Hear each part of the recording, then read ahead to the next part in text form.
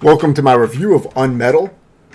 And this game is available for about 5 different platforms. I'm playing on the Series X. But I'm pretty sure it's, probably the same thing on every system.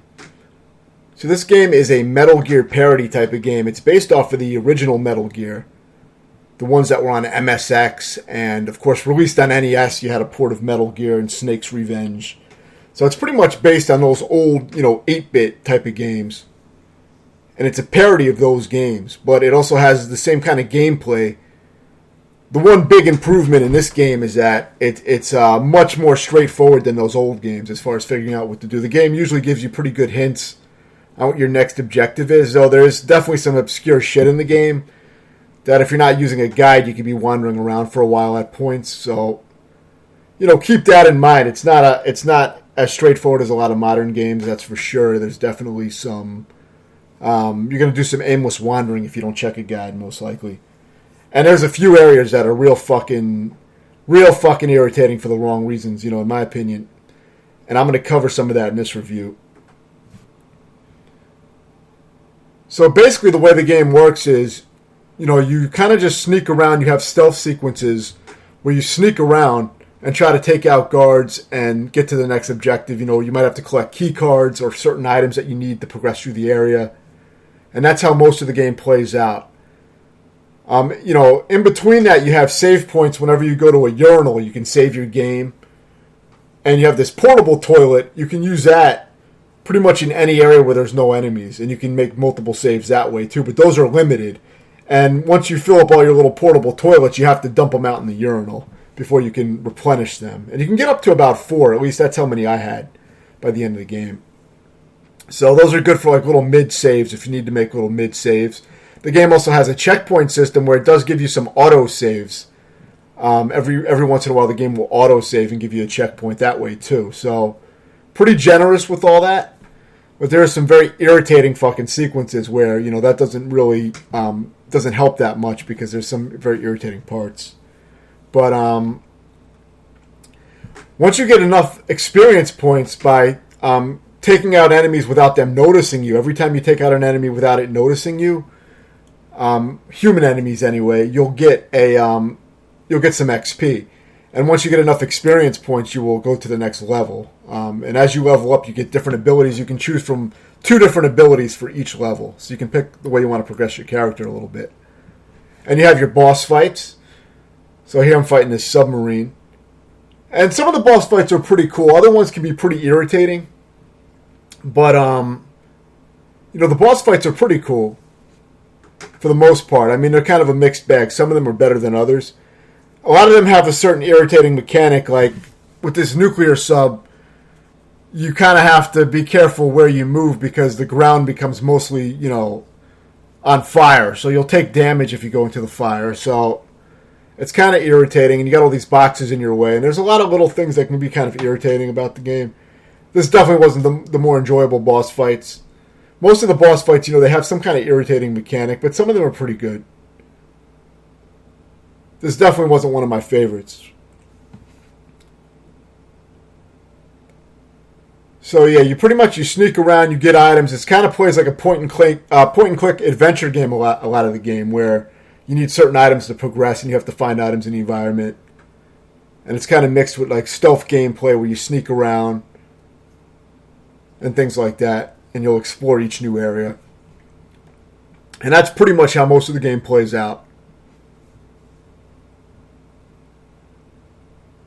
So you got grenades, you have rockets, a pistol, and various other items and weapons you can use.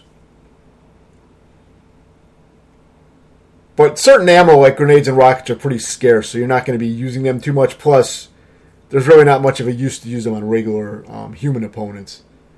A lot of this game, it has something where if you knock somebody out or something, or if you shoot somebody, you can't let them bleed out. You have to waste your first aid kits that you use to heal yourself in order to heal the enemy that you just shot. That's part of the story because he's not supposed to kill anybody. So it's kind of stupid. With that, I mean, you shouldn't have to heal the enemies that you're killing. It's kind of just a waste of your first aids. But it's usually not a big problem. You do have a limited amount of first aids, but you can find more in the environment. There's also things you can get for permanent upgrades, like you can hold more grenades and things like that. There's certain permanent upgrades you can grab. So this is another boss fight. This is against the helicopter. This boss fight was one of the better ones, I thought, because it plays almost like a little bit like a shooter stage where you have to dodge obstacles and shoot the helicopter. I thought this was a cool fight.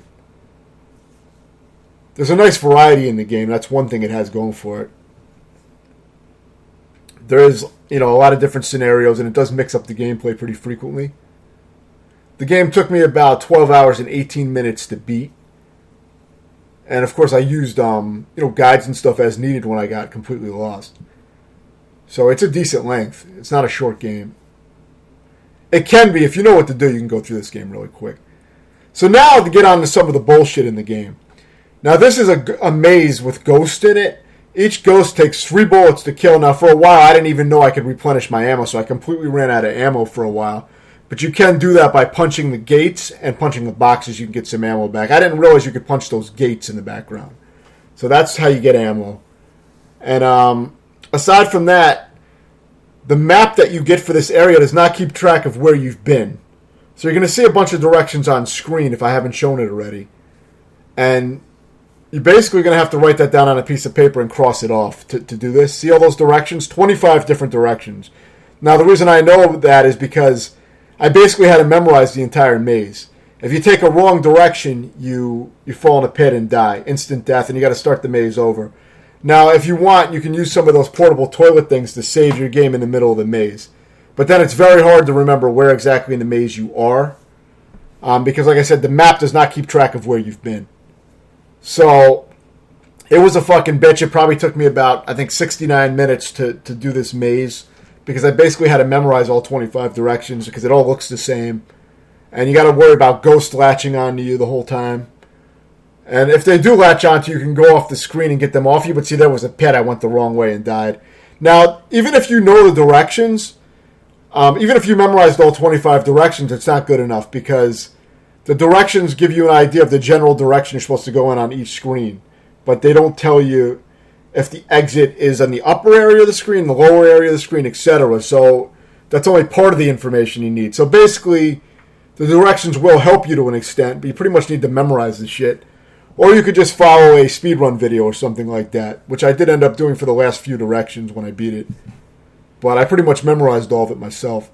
Now here's some more bullshit where you can get yourself in bad situations since you only have one save slot. You can get yourself in these shit situations where you see you got a shit ton of enemies coming around here, all flocking around here. You see all those arrows out there are all the enemies that are running around, which is just a complete bullshit scenario.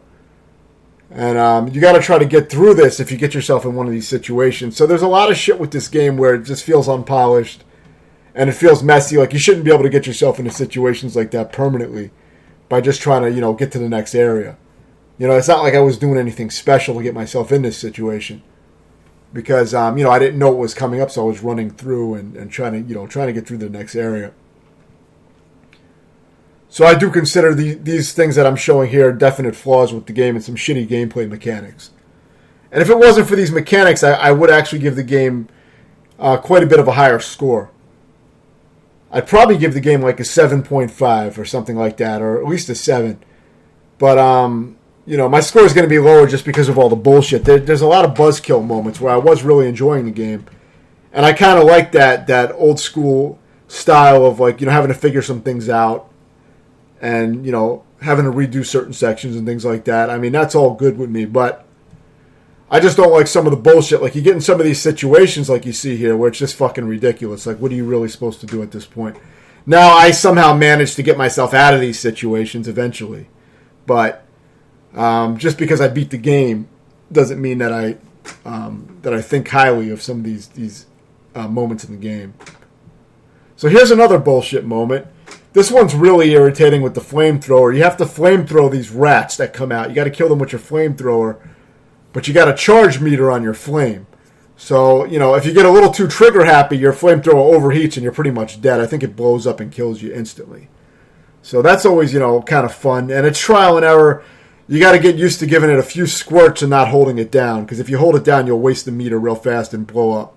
So, yeah, again, not something I'm a fan of, because you go in all these areas and initially you don't know where the rats are going to come out of, and you don't know exactly where you need to go in certain parts of this little section. So the combination of trial and error, of dying a lot on stupid shit like this, is kind of irritating. It wasn't really a fun, these are not really fun gameplay mechanics to me when it's just pure trial and error, because you don't really know what to expect next. I'm just not a big fan of this style of gameplay. It's just kind of rigid.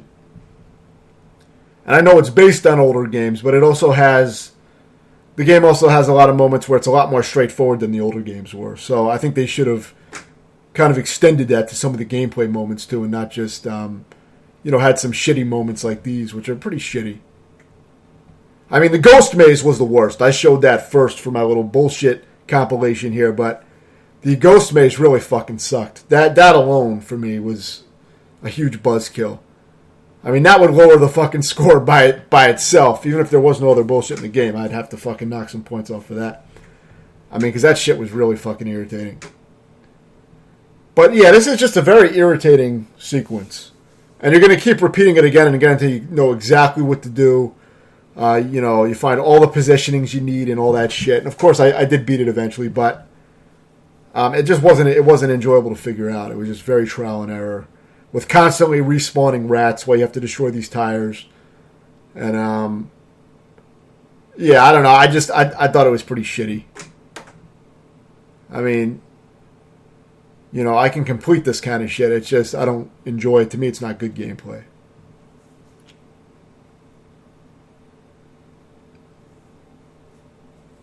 And I'll show a little bit more bullshit, too, just to give you an idea of the kind of buzzkills you're going to encounter in the game. This is only a few of them, but it's a few of the ones that stood out for me. But there was other bullshit in the game, too. There was a decent amount of it throughout the entire game. So I'm not just knocking down the score for these few moments. Though, like I said, that fucking Ghost Maze was enough of a buzzkill. Having to memorize 25 fucking paths was a bitch, man. Because I hate memorizing shit like that. I fucking hate mazes. So for me, that was a real shit stain on the game. So, of course, you have unlimited continues, and, you have saves, but still, there's a lot of bullshit. So, this is another bullshit scenario where you gotta creep through these cameras, which is not especially hard to do, but it's a pain in the ass because you have to wait for the cameras to turn a certain way, and then you run through, which is fine, not a big deal. But what is fucking irritating is that each time you get through these cameras, you have to go through a dialogue tree at that door at the top. And if you don't pick the right dialogue options, you die. It's an instant game over, and then you got to restart this section again. Now, it doesn't sound that annoying, but it's made worse by the fact that I had no idea I had to dig in the trash can to get a pizza box, and then get a fire extinguisher and combine the fire extinguisher with the pizza box to make the smoke inside the pizza box so it looked like there was a pizza in there. And then you also have to choose the right topping. You have to say that you have a pizza, and then you have to say what the topping is, and all these answers and everything. It has to be right every time you fuck up. If you fuck up one answer on it, you're sent back to the beginning again, and it just keeps happening until you get it right. So I actually looked up the solution in a video. Otherwise, I would have been there a lot longer. I wouldn't have even thought to combine that bullshit out of the trash can. I mean, to me, that's kind of just shitty gameplay design. It's not enjoyable. I mean, there's really nothing good about that kind of gameplay to me. So there are shitty moments like this. Whenever you use a stun grenade on the camera, it's an EMP grenade. It will stun the camera for about 2 or 3 seconds only. So it's not super helpful, but it helps you get through certain areas. But there is quite a few moments in the game like this where it's like some kind of obscure thing that you wouldn't think to do. There's some weird solution. So for me, that was a fucking buzzkill, because I mean, I kind of enjoyed playing the game at moments, but then when I was getting into it, some shit like this would always come up and kind of ruin it for me. So, for that reason, the game really isn't what it could have been for me. But it's not like this would have been a top tier game for me or anything like that. Like I said, I might have put it in the 7 range.